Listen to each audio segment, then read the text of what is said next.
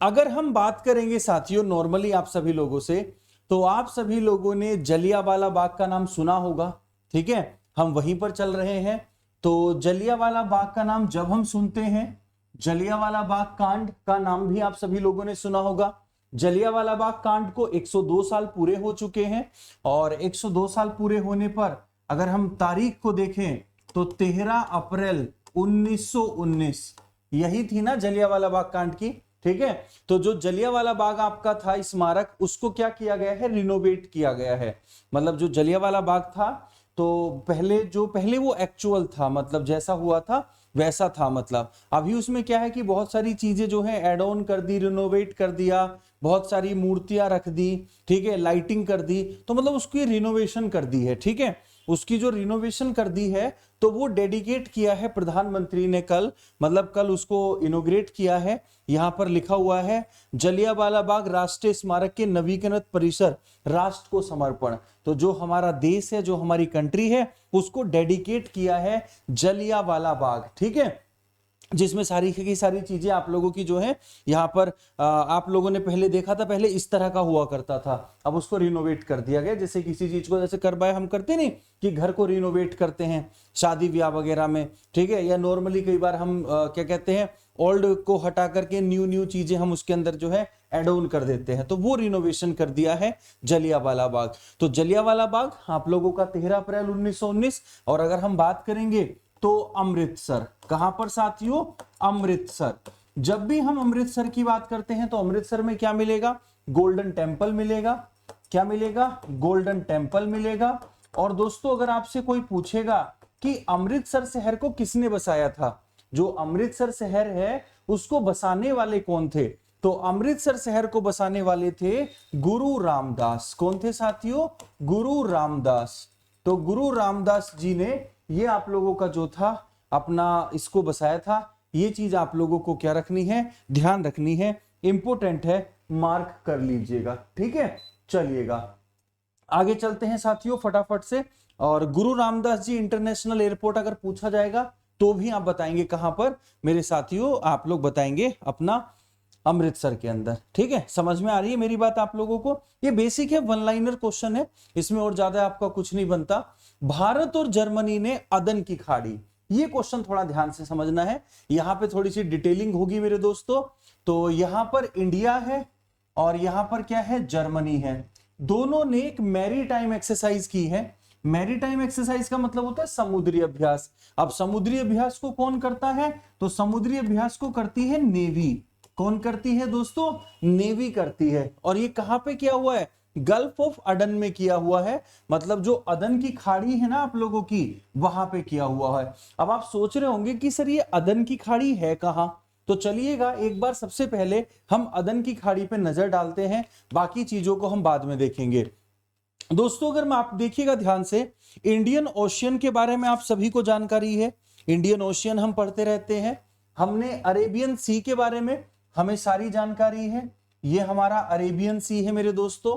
आप लोगों को यमन की भी जानकारी है, ये हमारा यमन है मेरे दोस्तों, ठीक है। आपने सोमालिया के बारे में भी सुना है, तो सोमालिया ये है मेरे दोस्तों, मोगाडिशु जिसकी कैपिटल है। आपने जिबूती के बारे में भी पढ़ा है, तो दोस्तों जिबूती ये है आप लोगों का। तो ध्यान से समझिएगा, मैंने जो चारों तरफ है आप लोगों की, जो हमारी अडन की खाड़ी है, ठीक है, तो यहाँ पे जो गल्फ ऑफ अडन है, अगर हम इसके ईस्ट में जाते हैं तो हमें क्या मिलता है, हमें अरेबियन सी मिलता है। अगर हम इसके नॉर्थ में जाते हैं तो हमें क्या मिलता है मेरे दोस्तों, यमन मिलता है। और अगर हम इसके वेस्ट में आते हैं तो हमें जिबूती मिलता है। और अगर हम इसके नीचे अर्थात साउथ में जाते हैं तो हमें सोमालिया मिलता है, ठीक है। तो आपको सबसे पहले क्या है कि उसकी लोकेशन आपके लिए बहुत जरूरी थी, क्योंकि हम इंडियन ओशियन, अरेबियन सी, इन सब चीजों के बारे में तो हमने पढ़ ही रखा है, ये सब चीजें तो हमने जानते ही हैं। लेकिन गल्फ ऑफ अडन का हो सकता है कि बहुत सारे मेरे साथी ऐसे हों जो पहली बार ही शायद इसका नाम सुन रहे हो, ठीक है। तो यहां पर इसकी ये लोकेशन है। आप एक बार थोड़ा पीछे चलेंगे फिर मैं आपको बता देता हूं। अदन की खाड़ी को ध्यान से समझिएगा दोस्तों, अगर वो बोलेगा बेरबेरा की खाड़ी, क्या बेरबेरा की खाड़ी, तो ये भी अदन की ही खाड़ी है। अदन की खाड़ी को बेरबेरा की खाड़ी के रूप में भी जाना जाता है। आपसे कई बार क्वेश्चन पूछा गया है ये वाला, बेरबेरा की खाड़ी को किस नाम से जाना जाता है? ये क्वेश्चन आप लोगों का मेरे साथियों, आप लोगों का सीडीएस का एग्जाम था, उसमें ये क्वेश्चन पूछा गया था बेरबेरा की खाड़ी से।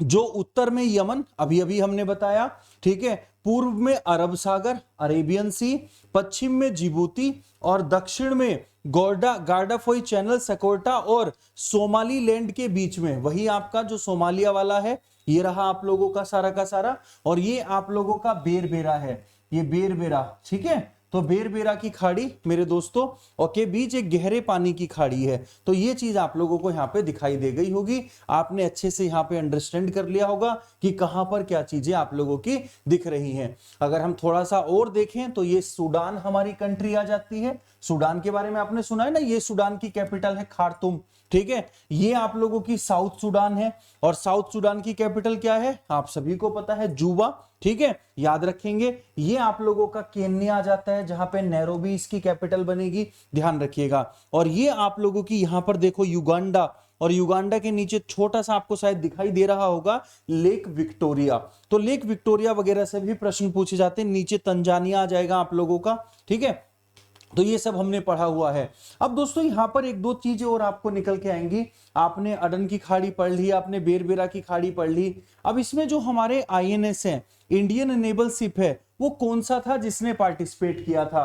तो दोस्तों वो था त्रिकंड। तो जो हमारा त्रिकंड था उसने इसमें भाग लिया था, जबकि जर्मन नौसेना का जो प्रतिनिधित्व था वो किसने किया था? वो आप लोगों का बायर्न ने किया था। किसने किया था? बायर्न ने किया था। तो ये दोनों चीजें आपको यहाँ पे ध्यान से समझनी है, ठीक है। तो अब हम इसको एक बार समराइज कर लें पूरे को। तो पूरे को हम इसको कैसे समराइज करेंगे सुनिएगा, ठीक है। हमने इसको समराइज किया किस तरह से? हमने सुना कि भैया इंडिया हमारा प्यारा भारत है, और क्या है? जर्मनी है मेरे दोस्तों। क्या है? जर्मनी है, ठीक है। मैं आप लोगों को बता दूं, कल एक स्टूडेंट है हमारे गौतम नाम के, उन्होंने जब मैं प्लस क्लास पढ़ा रहा था तो एक क्वेश्चन पूछा था कि सर सबसे पहले जो फ्लैग अनफर्ल हुआ था वो कहां पर हुआ था? मतलब सबसे पहले जो झंडा फहराया गया था वो कहां पर था? तो सबसे पहले जो आप लोगों का फ्लैग था वो जर्मनी में ही फहराया गया था, ठीक है। अब यहां पर अगर हम बात कर रहे हैं इंडिया और जर्मनी की, तो इंडिया और जर्मनी के बीच में जो नेवल एक्सरसाइज हुई है तो वो कहां पर हुई है? वो गल्फ ऑफ अडन में हुई है या बारबेरा की खाड़ी में हुई है। अब उसमें कौन से हमारे नेवल शिप है जिन्होंने पार्टिसिपेट किया है? तो भारत की तरफ से तो त्रिकंड है, और उधर की तरफ से कौन है? बायर्न है मेरे दोस्तों। ये भी आपको ध्यान में रखना है। अदन की खाड़ी को बारबेरा की खाड़ी भी हम बोलेंगे, याद रखिएगा। जर्मनी की जो चांसलर है, अगर कोई बोलेगा जर्मनी की चांसलर कौन है, तो जर्मनी की चांसलर जो है उनका नाम है एंजेला मर्केल। क्या नाम है? एंजेला मर्केल है, जो दुनिया की सबसे ज्यादा पावरफुल लेडी हैं। दुनिया की सबसे ज्यादा पावरफुल लेडी कौन है मेरे दोस्तों? अगर हम बात करेंगे तो ये चीज आप लोगों को ध्यान में रखनी है, मार्केल। बिल्कुल आर्यन राज जी, आप लोगों का जो किया था वो वहां पर किया था। ये चीज आपको थोड़ी सी क्या रखनी है, ध्यान रखनी है, इंपॉर्टेंट है, मार्क कर लीजिएगा। ओके, चलिएगा। उसके बाद दोस्तों आगे चलते हैं। तो ये चीज आपको यहाँ पे समझ में आ गई होगी सारी की सारी। अब हम चलते हैं स्टूडेंट ना, ठीक है। स्टूडेंट एक गलती बहुत करते हैं। जो अगली न्यूज है ना वो स्टूडेंट की गलती के ऊपर है, और क्या गलती करते हैं ध्यान से समझ लीजिएगा, ठीक है। तो दोस्तों ध्यान से समझेंगे हम क्या चीज को, नेशनल स्मॉल इंडस्ट्री डे, ठीक है, नेशनल स्मॉल इंडस्ट्री डे, या फिर हम बात करेंगे राष्ट्रीय लघु उद्योग दिवस, ठीक है। क्लास की टाइमिंग 6 बजे ही है, क्लास में आपको 6 बजे ही आना है, आज लेट हुआ है, ठीक है। तो आप लोगों का जो नेशनल स्मॉल इंडस्ट्री डे है, अगर हम उसके बारे में चर्चा करेंगे तो एक और दिन आता है एमएसएमई डे। अक्सर स्टूडेंट कंफ्यूज हो जाता है। अगर आपसे नेशनल स्मॉल इंडस्ट्री डे पूछेंगे तो आप लोग 30 अगस्त लगाएंगे, और अगर आपसे एमएसएमई डे पूछेंगे तो आप लोग मेरे दोस्तों 27 जून लगाएंगे। क्या लगाएंगे? 27 जून लगाएंगे, क्योंकि दोनों जो दिन हैं वो अलग अलग हैं। एमएसएमई का मतलब है micro small and medium enterprises, जबकि वो नेशनल स्मॉल इंडस्ट्री है, याद रखिएगा। तो 27 जून को ये है और 30 अगस्त को ये है। और एमएसएमई मिनिस्टर कौन है? नारायण तातू राणे हैं, जो आजकल चर्चाओं में भी हैं और जिनको पुलिस थोड़े दिन पहले पकड़ के ले गई थी, याद रखेंगे। इन सभी चीजों को मार्क कर लीजिएगा, ठीक है। कोई डाउट है तो यहां पर आप मुझे बता दीजिएगा। चलिएगा आगे चल रहे हैं दोस्तों फटाफट से अगले क्वेश्चन पर। मैक्स वर्स्टेपन का नाम आपने सुना होगा। कल इन सब की लिस्ट में आपको दे दूंगा, जैसे आप लोगों के अगस्त के सारे डे होंगे उनकी लिस्ट आपको कल दे दी जाएगी, और शाम वाम को जब भी आपको अगस्त का करंट अफेयर होगा या तो कल शाम को होगा या फ्राइडे शाम को होगा, ठीक है। और जैसे ही ग्रैंड प्रिक्स है तो सारी ग्रैंड प्रिक्स आपको दे दी जाएंगी, ठीक है। तो बेल्जियन ग्रैंड प्रिक्स जो है, अब ग्रैंड प्रिक्स का नाम तो सभी लोगों ने सुना होगा कि भैया ये जो बेल्जियन ग्रैंड प्रिक्स है इसके विनर कौन है, तो इसके विनर हैं आप लोगों के मैक्स वर्स्टेपन। इस बार ज्यादातर जो विनर बन रहे हैं वो मैक्स वर्स्टेपन ही बन रहे हैं। हमने ये सब चीजें जो है पढ़ी हैं, ठीक है। तो यहां पर क्या है, मैक्स वर्स्टेपन है, मैक्स वर्स्टेपन है, मैक्स वर्स्टेपन है। ये चीजें आप लोगों को थोड़ी सी ध्यान रखनी है, ठीक है।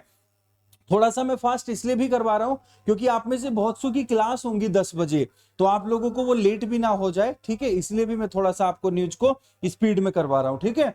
तो ये चीज आपको ध्यान में रखनी है। मैक्स वर्स्टेपन जो है बेल्जियन ग्रैंड प्रिक्स इन्होंने जीता है। और मेरे को बताइएगा जो यूरो मोटो स्पोर्ट है आप लोगों का, जो यूरो मोटो स्पोर्ट है आप लोगों का, वो मेरे दोस्तों आप लोगों का यूरो मोटो स्पोर्ट, उसके ब्रांड एम्बेसडर कौन है? यूरो मोटो स्पोर्ट के ब्रांड एम्बेसडर किसको बनाया गया है? तो आप सभी को मालूम होना चाहिए, ये है आप लोगों के जॉन इब्राहिम। कौन है दोस्तों? जॉन इब्राहिम है। याद रख लीजिएगा, इन सभी चीजों को मार्क कर लीजिएगा, ठीक है। चलिएगा उसके बाद है आगे अगला मेरे दोस्तों ध्यान से समझिएगा, तालिबान बहुत इंपॉर्टेंट आप लोगों के लिए है। तालिबान ने अपना रंग दिखाना शुरू कर दिया है, अपनी घटिया मानसिकता को का प्रदर्शन करना शुरू कर दिया है, ध्यान रख लेंगे, ठीक है।